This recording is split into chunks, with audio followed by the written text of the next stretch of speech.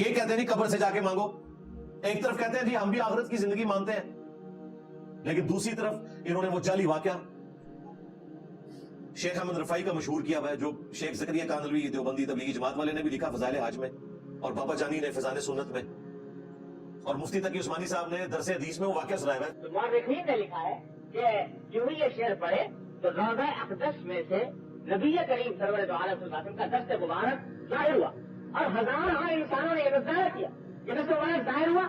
احمد چودھری رفاعی نے دست مبارک کو بوسا دیا اور دست مبارک پھر واپس کیا. جتنا عظیم الشان واقعہ ان کے ساتھ پیش آیا, اور یہ مورخین نے متعدد تاریخوں میں لکھا ہے, اور لکھا ہے کہ ہزارہ افراد کی موجودگی میں یہ واقعہ پیش آیا. درس حدیث کا اس واقعے سے کیا لینا دینا کہ جی 555 ہجری میں نبی اسلام کی وفات کے 500 سال بعد جب شیخ احمد رفاعی جو ہے وہ قبر رسول پہ حاضر ہوئے اور سلام عرض کیا اور نعتیہ اشعار پڑھے, تو نبی اسلام سے انہوں نے ریکویسٹ کی کہ اپنا ہاتھ مبارک باہر نکالیں. کہتے ہیں 90,000 لوگوں کی موجودگی میں حضور کا ہاتھ نکلا باہر, اور شیخ احمد رفاعی نے بوسا دیا, اور ان 90,000 لوگوں میں شیخ عبد القادر جیلانی کا نام بھی ذکر کیا جاتا ہے. کون بھی ٹھوک دیتا. میں نے کہا بڑی بدبختی ہے, عبد القادر جیلانی نے تو ہاتھ نہیں چوما, اس میں لکھا ہے صرف شیخ احمد رفاعی نے چوما. مرید نے چوم لیا اس کا پیر, عبد القادر جیلانی وہاں وہ نہیں چوم سکا. جھوٹ جھوٹ بولو اور بولو, بولتے جاؤ. یہ مبارک ہاتھ سیدہ فاطمہ کے لیے نہیں نکلا, ہاں یہ مبارک ہاتھ سیدہ عائشہ کے لیے نہیں نکلا جب وہ جنگ جمل کے لیے روانہ ہوئی. یہ مبارک ہاتھ اس وقت نہیں نکلا جب سقیفہ بنی ساعدہ ہو رہا تھا اور خلافت کے حوالے سے صحابہ کرام میں اختلاف ہو گیا اور 6 مہینے تک حضرت علی ناراض رہے. کسی کو وہم بھی نہیں آیا کہ جا کے قبر رسول سے فیصلہ کروا لیں. یہ ایکسٹراپولیٹ کرتے ہیں نا آیات کو, جی قرآن میں ہے وَلَوْ أَنَّهُمْ إِذْ ظَلَمُوا أَنفُسَهُمْ جَاءُوكَ, سورہ النساء کی آیت نمبر 64, کہ جب اپنی جانوں پر ظلم کر لو تو نبی کی بارگاہ میں حاضر ہو, پھر نبی الاسلام بھی تمہارے لیے شفاعت کرے. وہ کہتے ہیں آج کی ڈیٹ میں تو پھر ہمیں قبر رسول پہ ہی جانا پڑے گا نا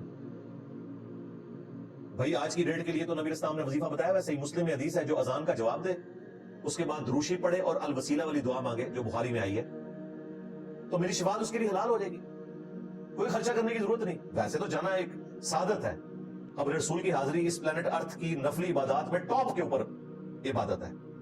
جو لوگ مدینہ شریف رہتے ہیں وہ روزانہ حاضری دیں, اس میں تو کوئی شک نہیں ہے. لیکن نبی اسلام غریبوں کے بھی پیغمبر ہیں, انہوں نے ہر شخص کے لیے وظیفہ بتا دیا. تو اس طرح اگر آپ ایکسٹراپولیٹ کریں گے تو بھائی صحابہ کرام نے قبر رسول سے جا کے کیوں نہیں اپنے فیصلے کروائے؟ اگر ایکسٹراپولیٹ کرو گے نا آیات کو اس طریقے سے, تو یہ تو 64 نمبر آیت ہے نا, 65 نمبر آیت ہے, اے نبی مجھے تیرے رب ہونے کی قسم یہ اس وقت تک مؤمن ہی نہیں ہو سکتے جب تک اپنے ہر فیصلے میں تمہیں حاکم نہ مان لیں. تو صحابہ کرام کا کام تھا بقول تمہارے کہ اس آیت کو ایکسٹراپولیٹ کرتے, اور جب خلافت کا اختلاف ہوا تو بجائے سقیفہ بنی ساعدہ کا فیصلہ ہوتا قبر رسول سے جا کے فیصلہ کرواتے کہ جی قرآن میں ہے, اور اس کے بعد کوئی عدالت قائم نہیں ہونی چاہیے تھی, نبی اسلام سے فیصلے کروایا کرتے. اس کے جواب میں کیا کہیں گے؟ نہیں بھئی یہ تو اس وقت تھا جب نبی اسلام دنیا میں موجود تھے. بس سمجھ آ گئی, کیونکہ انہیں پتا اب اس طرح فیصلے نہیں ہو سکتے, اب قرآن و سنت سے فیصلہ ہوگا. اسی طریقے سے وَلَوْ أَنَّهُمْ إِذْ ظَلَمُوا أَنفُسَهُمْ جَاءُوكَ, بالکل رسول اللہ کے پاس ہی حاضر ہوں گے جب نبی اسلام سامنے موجود ہوں گے. صحیح بخاری میں حدیث ہے, ایک صحابی کی پنڈلی کی ہڈی ٹوٹ گئی, نبی اسلام نے کسی کام سے بھیجا تھا, واپسی پہ قلعے سے چھلانگ ماری تو پنڈلی کی ہڈی ٹوٹ گئی. انہوں نے اپنی پگڑی اتار کے ٹانگ باندھی, نبی اسلام کی خدمت میں لنگڑاتے ہوئے پہنچ گئے اور کہا یا رسول اللہ آپ نے جو ذمہ داری دی تھی میں نے پوری کر دی, لیکن ساتھ یہ نہیں کہا کہ تھوڑے پیچھے لات بنوا لی ہے میں. ادھر تو کوئی کام کرے تو وہ پھر اپنا احسان جتاتا ہے کہ یا رسول اللہ آپ کے پیچھے میں نے ٹانگ توڑوا لی. نبی الاسلام نے خود پوچھا کہ یہ کیا ہوا ہے, تو کہا یا رسول اللہ میں نے چھلانگ لگائی تھی, اس طرح قلعے کی دیوار اونچی تھی تو میری یہ ہڈی ٹوٹ گئی ہے. آپ نے فرمایا ادھر کر, آگے کی آپ نے مبارک ہاتھ پھیرے. وہ کہتے ہیں اللہ کی قسم اس طرح ہو گئی کہ آج سے پہلے کبھی ٹوٹی نہیں تھی. حالانکہ پنڈلی کی ہڈی کیور ہونے میں 6 سے 8 ہفتے چاہیے, وہ بھی اگر بینڈیج کر کے پراپر فارم میں, پھر بھی ویسے نہیں ہوگی جس میں ٹوٹنے سے پہلے تھی. یہ معجزہ تھا, معجزہ سائنٹیفکلی ریپروڈیوس بھی نہیں ہو سکتا, یہ ذہن میں رکھیے گا, ورنہ وہ معجزہ نہیں رہے گا. یہ فزیکل فینومینا آف نیچر کو توڑنے والی چیز تھی. لیکن نبی اسلام کی وفات کے بعد کئی صحابہ جو ہیں جنگوں میں ان کے ہاتھ کٹ گئے, کئی لوگوں کی آنکھیں زخمی ہو گئی. کبھی کوئی قبر رسول پہ حاضر ہوا ہے آنکھ لے کے یا رسول اللہ یہ آنکھ میری ٹھیک کر دے؟ تو یہ ایکسٹراپولیٹ کیوں کرتے ہیں؟ نبی اسلام کے معجزات مبارک زندگی سے اٹھاتے ہیں, انہیں ایکسٹراپولیٹ کر کے وفات کے بعد فٹ کرتے ہیں. اگر وفات کے بعد اس طریقے سے فٹ کرنا ہے پھر تو اس طرح کی کئی مثالیں موجود ہیں, وہ آپ کو کرنی پڑیں گی. انہیں بھی پتا ہے کہ ایسا نہیں ہوتا, ایسا تو نہیں ہوگا, تو غلط کر رہے ہیں, دھوکہ دے رہے ہیں. پھر الٹا کہتے ہیں جی آپ نبی اسلام کو نہیں مانتے, ان کی شان کو نہیں مانتے. تو کیا حضرت ابو بکر اور حضرت علی رسول اللہ کی شان کو نہیں مانتے تھے کہ انہوں نے فیصلہ نہیں کروایا جا کے قبر رسول پہ؟ نالی چھٹی ہو جائے گی, ایک پھکا ہے راستے اینٹی وینم. اور پھر ان کے پاس ایک جعلی روایت, اتنی ڈٹائی کے ساتھ جھوٹ بولتے ہیں, ایک جعلی روایت پیش کرتے ہیں جو حافظ ابن کثیر نے تفسیر ابن کثیر میں بھی نقل کی, سورۃ النساء کی آیت نمبر 64 کے کانٹیکسٹ میں, اور اپنی تاریخ کے اندر بھی البدایہ والنہایہ کے اندر بھی نقل کی. جعلی روایت ہے, اگرچہ اس میں انہوں نے اس کی سند کو صحیح کہا ہے تاریخ ابن کثیر کے اندر, لیکن کسی ایک شخص کے ماننے پہ جو کہ 8ویں صدی کا محدث ہے, ہم اصول محدثین سے تو نہیں ہٹ سکتے. صحیح مسلم کے مقدمے میں لکھا ہوا ہے کہ مدلس کی عن والی روایت سما کی تصریح کے بغیر ضعیف تصور ہوگی, یہ اصول ہے. اور اس میں عامش مدلس ہے, اور عامش وہ مدلس ہے جو ضعیف راویوں سے بھی تدلیس کرتا ہے. یعنی سب سے آپ سمجھ لیں سخت ترین درجہ جو تدلیس کا ہوتا ہے نا, اس کے اندر مبتلا ہے عامش. ان سے روایت کر رہا ہے اور یہ ڈٹائی سے پیش کرتے ہیں. جی ایک عربی حضور کی بارگاہ میں حاضر ہوا, انہوں نے کہا یا رسول اللہ امت کے لیے دعا کریں کہ قحط ہے, اور بعد میں اسے اونگ آئی اور خواب میں نبی اسلام کی زیارت ہوئی کہ عمر کو میرا سلام کہنا, اور اسے کہنا کہ حکومتی معاملات کو صحیح طریقے سے لے کے چلے, ان قریب اللہ تعالیٰ تمہیں سراب کرے گا. وہ کہتے ہیں دیکھیں جی قبر رسول پہ جا کے یہ آیت کے ذریعے جو ہے وہ صحابہ کرام مانگا کرتے تھے. اچھا ان کو یہ پتا ہے, ان کو حضرت عمر کا اپنا عمل نہیں پتا جو بخاری میں نے بیان کیا, انا کنا نتوسل الیک بنبینا, اللہ پہلے تیرے نبی کے وسیلے سے تیری طرف متوجہ ہوتے تھے, ان کی دعا کی برکت سے تو بارش نازل فرماتا تھا. اب ان کی وفات کے بعد ان کے چچا کو لے کے آئے ہیں, ان کی دعا کی برکت سے بارش نازل فرما, عباس ابن عبد المطلب, اور بارش ہو جاتی تھی. اگر تم نے گستاخ کہنا پھر حضرت عمر کو کہو گے, ہمارا عقیدہ وہ جو حضرت عمر کا ہے, وسیلہ شخصی والا. اور وہ جعلی روایت پیش کر کے نا تو کہتے ہیں جی ہم بھی اسی لیے مانگتے ہیں, حالانکہ اس میں مانگا بھی کوئی نہیں ہوا. انہوں نے کہا یا رسول اللہ آپ دعا کریں, وہ روایت ہی جعلی ہے, اس کو پیش کرنا ڈٹائی کے ساتھ. اور یہ عامش کی تدلیس کا مسئلہ اتنا اوپن ہے کہ عباس رضوی صاحب, میں ان سے ملا ہوں, بریلویوں کے محدث تھے. کیو ٹی وی جب نیا لانچ ہوا تو اس وقت وہ بہت زیادہ آیا کرتے تھے. بعد میں وہ خیر اب ان کی شادی ہو گئی لیٹ عمر میں کسی امیر عورت کے ساتھ, تو وہ پھر دبئی شفٹ ہو گئے. تو انہوں نے نا حیات الانبیاء فی قبورہم, امام بیہقی کی کتاب جس میں 18 حدیثیں ہیں نا, اس کی شرح لکھی. حدیثیں 18 ہیں پوری کتاب میں, شرح اینی موٹی لکھی ہے. 18 حدیثیں دی شرح اینی موٹی, واللہ آپ زندہ ہیں. یہ انہوں نے اس کا اردو ترجمہ کیا اور ساتھ شرح لکھی. اس میں انہوں نے جو آخری حدیث آتی ہے نا کہ جو شخص میری قبر پہ سلام عرض کرے گا میں خود سنتا ہوں, اور جو دور سے سلام بھیجے گا وہ مجھ تک پہنچایا جاتا ہے. اب یہ روایت دیوبندی پیش کرتے ہیں کیونکہ دیوبندی قبر پہ سننا مانتے ہیں, دور سے سننا نہیں مانتے. تو بریلویوں نے کہا کہ یہ تو روایت ہی ضعیف ہے. بریلوی کہہ رہے ہیں روایت ضعیف ہے کہ نبی اسلام قبر مبارک پہ خود سنتے ہیں. وہ اصل میں اس روایت کو اس لیے ماننے وغیرہ دور سے بھی سنتے ہیں. ویسے امام بیہقی نے بھی اس روایت کے بارے میں لکھا کہ اس میں محمد بن مروان السدی کذاب راوی ہے, اور ایک سند میں عامش کی تدلیس ہے.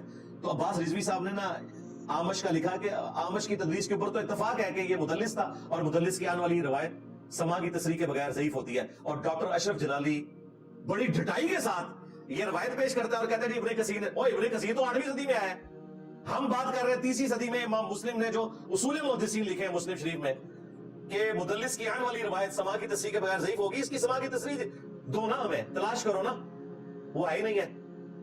ایک جعلی روایت المصنف ابن ابی شیبہ میں یہ روایت موجود ہے جو حافظ ابن کثیر نے نقل کی. اس جعلی روایت کی بنیاد کے اوپر انہوں نے سارا ہنگامہ کھڑا کیا ہے. پھر کہتے ہیں جی وہ امام بخاری نے الادب المفرد میں بھی ایک روایت لی ہے کہ ایک دفعہ عبداللہ ابن عمر کا پاؤں سو گیا, تو ان کے ساتھیوں نے کہا کہ آپ اس کو پکاریں اس وقت کہ جو آپ کو سب سے بڑھ کر محبوب ہے. تو انہوں نے کہا یا محمد صلی اللہ علیہ وآلہ وسلم. ساتھیوں نے یہ نہیں کہا تھا کہ مدد کے لیے پکارے, کسی کا پاؤں سو جائے اس کو جوش دلانے کے لیے جس سے اس کی سب سے زیادہ عقیدت وابستہ ہے, اس کا اگر وہ نعرہ لگائیں تو اس کی توجہ بٹے گی. یہ تھا, اس میں یہ نہیں خاص کہ مدد کے لیے پکارے. انہوں نے کہا جو تمہیں سب سے بڑھ کر محبوب ہے نا اس کو پکارو. وہ تو ہم بھی نبی اسلام کا جب نام آتا ہے اور ہم آپ علیہ السلام کے لیے لبیک یا رسول اللہ کا نعرہ لگاتے ہیں, لبیک یا حسین بھی کہتے ہیں، المدد نہیں، لبیک. تو اس میں الفاظ ہیں، انہوں نے کہا یا محمد. یہ روایت ضعیف ہے، اس میں ابو اسحاق مدلس ہے، آن سے روایت کر رہے ہیں. روایت ضعیف ہے، یہ ڈٹائی کے ساتھ پیش کرتے ہیں. اور دوسری بات، یہ روایت بریلویوں کے نزدیک بھی انتہائی گستاخانہ ہے، کیونکہ سورۃ الحجرات میں ہے کہ رسول اللہ کو تم نے ویسے نہیں پکارنا جس طرح آپس میں ایک دوسرے کو پکارتے ہو. آپ کو یہ کتنے ڈٹائی سے کہتے ہیں نہیں پورے قرآن میں یا محمد کوئی نہیں ہے، کہتے ہیں نا، کہتے ہیں یا ایھا المزمل ہے، یا ایھا الرسول ہے، یا ایھا المدثر ہے، یا ابراہیم ہے. اور باقی پیغمبروں کو بھی اللہ تعالیٰ نے یا کہہ کے پکارا ہے، لیکن اپنے محبوب کو یا کے ذریعے نہیں پکارا، نام لے کر. اس لیے یا محمد کہنا بے ادبی ہے. اور سورۃ الحجرات میں ہے کہ نبی اسلام کو ویسے نہ پکارو جس طرح آپس میں ایک دوسرے کو پکارتے ہو. اور ان آیات کے بعد صحابہ کرام یا محمد نہیں کہتے تھے، یا رسول اللہ کہتے تھے. اور یہاں پہ عبداللہ ابن عمر کے متھے مار دیا کہ وہ یا محمد کہہ رہے ہیں حضور کی وفات کے بعد. تو یہ تو روایتی گستاخانہ ہے. لو سامو. پھر کہتے ہیں نہیں، وہ تاریخ ابن کثیر میں البدایہ و نہایہ کے اندر ہے کہ مسلمہ کذاب سے جب جنگ ہوئی تو اس وقت صحابہ کرام کا نعرہ تھا یا محمد. بے سند روایت اور گستاخانہ، کیونکہ یا محمد تو کہنا ہی گناہ ہے. سمجھ رہے ہیں نا میری بات آپ؟ یہ انہوں نے آپ کو بتایا ہوا ہے کہ نبی اسلام کو یا محمد نہیں کہہ سکتے، اور بالکل ٹھیک بتایا ہے، قرآن میں آیا ہوا ہے کہ نبی کو ویسے نہیں پکارنا جس طرح آپس میں ایک دوسرے کو پکارتے ہو. اسی دیکھیں صحابہ کرام کبھی نہیں کہتے تھے، کبھی حضرت ابوبکر نے کہا کہ میرے داماد نے فرمایا، نہیں، وہ کہتے ہیں قال رسول اللہ صلی اللہ علیہ وآلہ وسلم. سیدہ عائشہ نے کبھی نہیں کہا کہ میرے شوہر نے فرمایا، کیا کہا؟ قال رسول اللہ صلی اللہ علیہ وآلہ وسلم. سیدہ فاطمہ یہ نہیں کہتی تھی کہ میرے ابا جی نے ارشاد فرمایا، کہا قال رسول اللہ صلی اللہ علیہ وآلہ وسلم. نبی اسلام کی جو رسالت کا منصب تھا وہ اتنا ڈومیننٹ تھا کہ صحابہ کرام اپنے رشتوں کے ذریعے نہیں انہیں پکارتے تھے، بلکہ اللہ کے رسول کی حیثیت سے پکارتے تھے. اب اس طرح کی روایتیں پیش کر کر کے ہمیں دھوس لگانا کہ نہیں صحابہ کرام یہ کرتے تھے تو جا کے تم بھی قبر رسول سے مانگنا شروع کر دو. ایک اور حدیث ہے صحیح بخاری اور صحیح مسلم کے اندر، ایک حدیث اور 3 عقیدے. یہ حدیث میں نے اپنے ریسرچ پیپر دعا صرف اللہ ہی سے اس میں بھی ڈالی ہوئی ہے کہ 70 صحابہ کو دھوکے سے کفار نے شہید کر دیا. جب ان کی شہادت کا وقت قریب آیا تو جو ان کے امیر تھے عاصم بن ثابت انصاری رضی اللہ تعالیٰ عنہ علیہ السلام، انہوں نے دعا کی کہ اے اللہ ہمارے نبی کو ہمارے حال کی خبر کر دے، ہم ان کے دین پر قائم ہیں، ہم اپنے رب سے اس حال میں مل رہے ہیں کہ ہمارا رب ہم سے راضی، ہم اپنے رب سے راضی. اور نبی صلی اللہ علیہ وآلہ وسلم کے پاس حضرت جبرائیل علیہ السلام آئے، بخاری کے الفاظ ہیں، اور انہوں نے کہا کہ آپ کے ساتھیوں کو اس طرح ظلم شہید کر دیا گیا. اور انہوں نے شہادت کے وقت یہ دعا کی تھی. اللہ تعالیٰ نے حضرت جبرائیل علیہ السلام کے ذریعے نبی علیہ السلام تک وہ پیغام پہنچایا. یہ حدیث اس بات پر گواہ ہے کہ اللہ کے محبوب صلی اللہ علیہ وآلہ وسلم کو اس وقت جبکہ آپ دنیا میں موجود تھے، صحابہ کرام نے ڈائریکٹ مدد کے لیے نہیں پکارا، بلکہ کہا اے اللہ تو ہمارے نبی کو ہمارے حال کی خبر کر دے. یا رسول اللہ انظر حالنا انہوں نے نہیں کہا، بلکہ کہا اے اللہ تو ہمارے نبی کو ہمارے حال کی خبر کر دے. یہ کہتے ہیں نبی اسلام قبر مبارک میں ہیں اور سب کو دیکھ رہے ہیں، ہمارے نامہ اعمال ان تک پہنچ رہے ہیں. جبکہ قبر مبارک سے باہر تھے تو صحابہ کرام اس وقت بھی نبی اسلام کو نہیں پکارتے تھے. بعض اوقات اللہ تعالیٰ ڈائریکٹ بھی دکھا دیتا تھا، جس طرح صحیح بخاری میں آتا ہے غزوہ موتا کے موقع پر نبی اسلام کو مدینہ شریف میں لائیو کئی 100 کلومیٹر دور کا منظر دکھایا گیا. آپ کی آنکھوں سے آنسو روا ہے کہ میرے زید کو شہید کر دیا گیا، میرے عبداللہ بن رواحہ کو شہید کر دیا گیا، اور میرے جعفر طیار کو شہید کر دیا گیا. اب اللہ کی تلواروں میں سے ایک تلوار خالد بن ولید کو مسلمانوں نے امیر چنا ہے. میں اللہ سے امید کرتا ہوں کہ اللہ تعالیٰ اس کے ہاتھوں پہ مسلمانوں کو فتح دے گا، اور وہ فتح یہ ہوئی کہ وہ لشکر بچا کے واپس آ گئے. یہ منظر دکھایا گیا نبی اسلام کو مدینہ شریف میں. اللہ جو چاہے وہ دکھا دیتا ہے، لیکن یہاں پر 70 صحابہ شہید ہوئے اور انہوں نے دعا کی کہ ہمارے نبی تک ہمارے حال کی خبر کر دینی ہے. یعنی عاصم بن ثابت انصاری رضی اللہ تعالیٰ عنہ نے مسلمانوں کو 3 عقیدے سمجھا دیے. نمبر 1، علم غیب کا عقیدہ یہ ہے کہ اللہ تعالیٰ اپنے نبی کو خبر دیتا ہے، اس لیے انہوں نے اللہ سے ریکویسٹ کی. نمبر 2، حاضر و ناظر کا عقیدہ جو انہوں نے سمجھا ہے کہ نبی الاسلام جو ہے وہ مدینہ شریف میں بیٹھے ہوئے ہر چیز کو دیکھ رہے ہیں. صحابہ کرام کا یہ عقیدہ تھا کہ اللہ تعالیٰ ہمارے نبی کو اطلاع دے گا. اور نمبر 3، استعانت کا عقیدہ. انہوں نے نبی علیہ السلام کو مدد کے لیے نہیں پکارا، بلکہ کہا کہ اے اللہ تو ہمارے نبی کو ہمارے حال کی خبر کر دے۔ ایک حدیث، 3 عقیدے، عقیدہ حاضر و ناظر، عقیدہ علم غیب اور عقیدہ استعانت، کلیئر ہو گیا۔